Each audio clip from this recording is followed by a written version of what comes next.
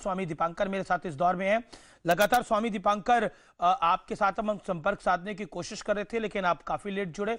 मैं जानना चाहता हूं सबसे पहले तो आप कैसे हैं, और ये जो कुछ पालघर में हुआ है इस पर आप क्या कहना चाहते हैं बतौर साधु? आपने तो एक पोस्टर लगा रखा है। ये पोस्टर है अमीश के मेरे सन्यासियों को मारा क्यों, मेरे सन्यासियों को मारा क्यों। और जिस तरह की मैं स्थिति देख रहा हूं तमाम उन लोगों की, कथित लोगों की, कि सन्यासी ही तो मरे हैं, छोड़िए ना, क्या फर्क पड़ता है। नहीं, वो तो सन्यासी, कई लोग तो एक वर्ग तो कह रहे हैं सन्यासी नहीं थे, चोर थे, बच्चा चुराने वाले। वही हम कह रहे हैं कि हमारे सन्यासी चोर हो गए और लोगों के चोर भी साधु हो गए। मुझे दुख इस बात का है, मृत्यु पर मौन। वो बुजुर्ग 70 साल का साधु, कौन सा ऐसा सन्यासी 70 साल का हुआ इतिहास में जिसने चोरी की हो? इन लोगों को शर्म नहीं आता कुछ भी बोलने में, और कुछ भी बोलते हैं। मगर मेरी एक बात का आंसर दीजिए अमीश भाई, मेरा ये भगवा पहनना गुनाह है क्या? मेरा ये भगवा पहनना गुनाह है? और अगर जो गुनाह है तो मुझे बताइए, मैं आगे से पहनूंगा ही नहीं। और अगर जो गुनाह नहीं है तो इस प्रकार का किया क्यों जा रहा है?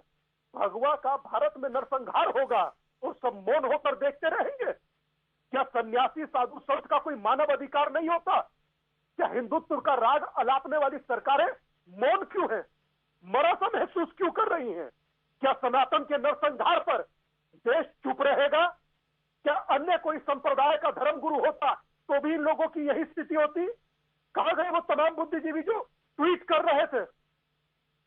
कहां गए वो बुद्धिजीवी?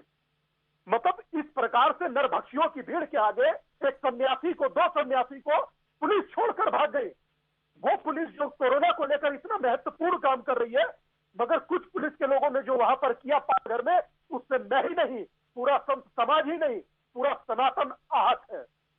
कैसे आप नरभक्षियों के आगे छोड़कर जा सकते हो? एक अभी हमारे साथ शिवसेना के सांसद हैं, उन्होंने बोला कि रात के टाइम पर साधुओं को निकलना ही नहीं चाहिए था। आप जानते हैं अमीश भाई, वो किसी की मृत्यु के लिए जा रहा, किसी की मृत्यु हो गई, उसका अंतिम संस्कार करना था उनको। अब सोचिए कि उन दोनों का अंतिम संस्कार कौन करेगा? है उनके पास कोई जवाब इस बात का? मैं रुक कर बोल दिया। कृपाल जी, स्वामी दीपांकर की बात का क्या जवाब है?